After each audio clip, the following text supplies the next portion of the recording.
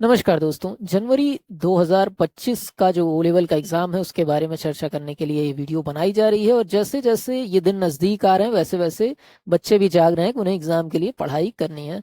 तो यहाँ पर इस वीडियो में हम पूरी एग्ज़ाम के बारे में चर्चा करेंगे। सबसे पहले हम डिस्कस करेंगे क्या कोई नई सीरीज़ आ रही है, कोई नया कोर्स हम ला रहे हैं कि नहीं। दूसरा, इंपॉर्टेंट क्वेश्चन किस सिक्वेंस में आ रहे हैं और कब से आने शुरू हो जाएंगे। और तीसरा, सबसे मेन, ओ लेवल एग्ज़ाम की प्रिपरेशन करनी कैसे चाहिए।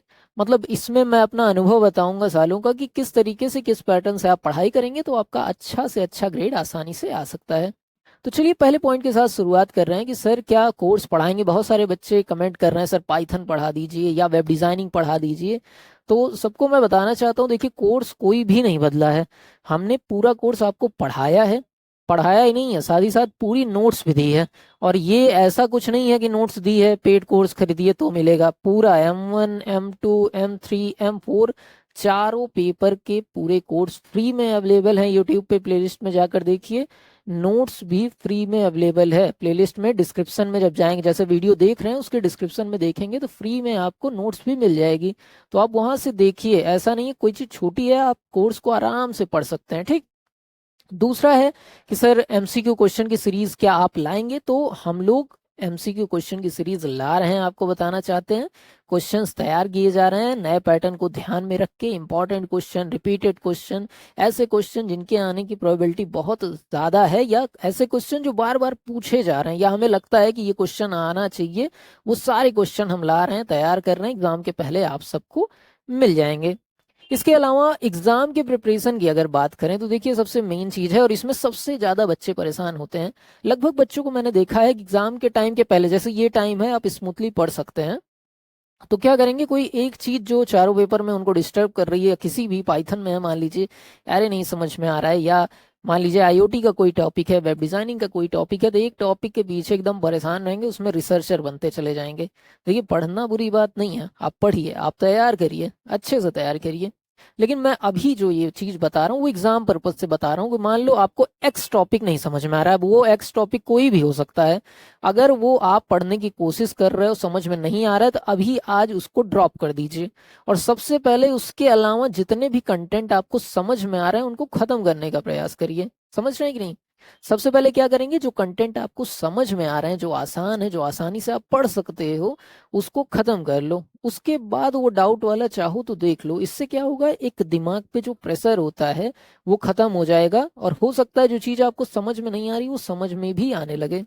तो क्या काम आपको करना है, समझ गए कि नहीं। पहले अपने कोर्स को खत्म करने का प्रयास करिए। ये चीज मैं दसों बार बोल चुका हूँ, जो बच्चे पुराने वीडियोस देखे होंगे उसमें भी मिल जाएगा कि मैं पहली चीज कहता हूँ अपने कोर्स को खत्म करिए।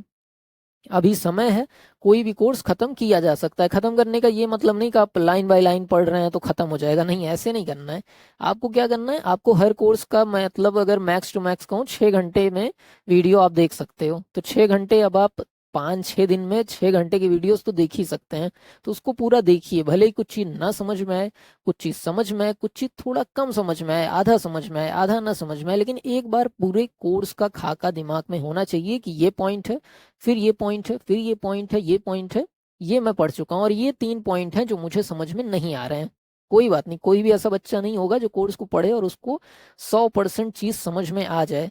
तो एकदम से परेशान मत होइए, बस एक बार पूरे कोर्स को देख डालिए। उसके बाद आप समझेंगे कि इसको देखने से क्या लाभ हुआ, कि आपके दिमाग में पिक्चर क्लियर हो गई कि ये चीज मुझे अच्छे से आ गई है, ये चीज नहीं आई है, उस पर थोड़ा सा जोर देंगे तो आसानी से समझ में आ जाएगा।